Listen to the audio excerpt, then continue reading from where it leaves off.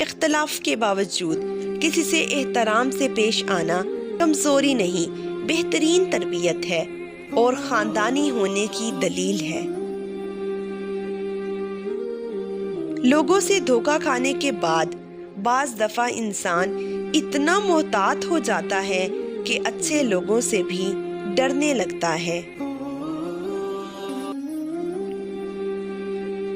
انسان کی فطرت ہے وہ کسی بھی چیز کی دوبارہ قدر کرے، ملنے سے پہلے اور کھونے کے بعد۔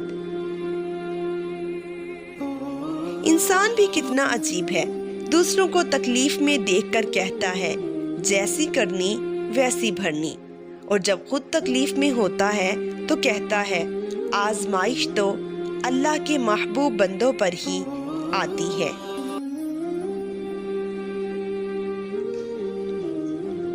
جن لوگوں نے آپ کو دکھ دیے ان کو بھلا دیں، لیکن جو انہوں نے سبق دیے ان کو یاد رکھیں۔ زندگی میں ہمیشہ دو باتیں یاد رکھنا، جب غصہ آئے تب کوئی فیصلہ مت کرنا، جب خوش ہو تب کوئی وعدہ مت کرنا۔ اپنوں کو جب کسی بات کا احساس دلانے کی نوبت آ جائے تب وہ اپنے نہیں رہتے۔ بات کرنے کا مزہ ان لوگوں سے آتا ہے جن سے بات کرنے سے پہلے سوچنا نہ پڑے۔ کسی کو بیوقوف نہ سمجھا جائے، کیونکہ کچھ لوگ آپ کے سامنے بیوقوف بن کر آپ کو حقیقت میں آزما بھی رہے ہوتے ہیں۔ مسلسل اہمیت دینے کے باوجود بھی اگر رشتے بے قدرے اور بدمزاج رہیں تو کوئی ملامت نہیں، تب رہنے کی بہترین جگہ حدود ہے۔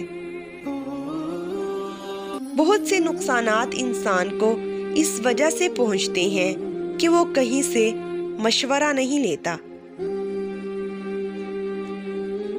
میں نے بہت سے انسان دیکھے ہیں جن کے بدن پر لباس نہیں ہوتا، اور بہت سے لباس دیکھے ہیں جن کے اندر انسان نہیں ہوتا۔ وقت سکھا دیتا ہے انسان کو جینے کا ہنر، پھر کیا نصیب، کیا مقدر اور کیا ہاتھ کی لکیر۔ کچھ لوگ اس وقت اعتبار توڑ جاتے ہیں جب ہم ان کی وفاداری کی مثالیں دے رہے ہوتے ہیں۔ جب مشکل وقت آتا ہے تو ہم اپنوں کی تلاش کرتے ہیں، لیکن جن کو تلاش کرنا پڑے وہ اپنے نہیں ہوتے۔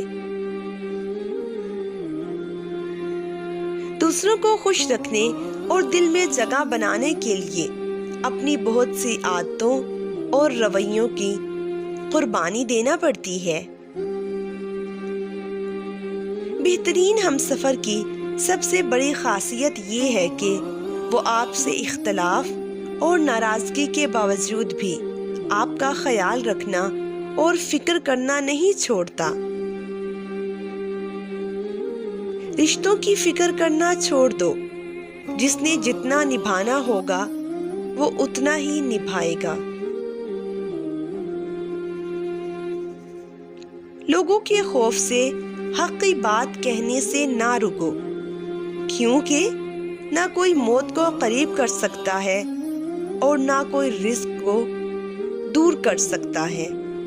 چھوٹی شان کے پرندے ہی زیادہ پھڑپھڑاتے ہیں، خاندانی بازوں کی اڑان میں کبھی آواز نہیں ہوتی۔ انسان مر جاتا ہے، یادیں نہیں مرتی، اور پھر ہمارے پاس بس دو چیزیں باقی رہ جاتی ہیں، ایک صبر اور دوسری تڑپ۔ صبر ہمارے اختیار میں ہے اور تڑپ پر ہمارا کوئی بس نہیں چلتا۔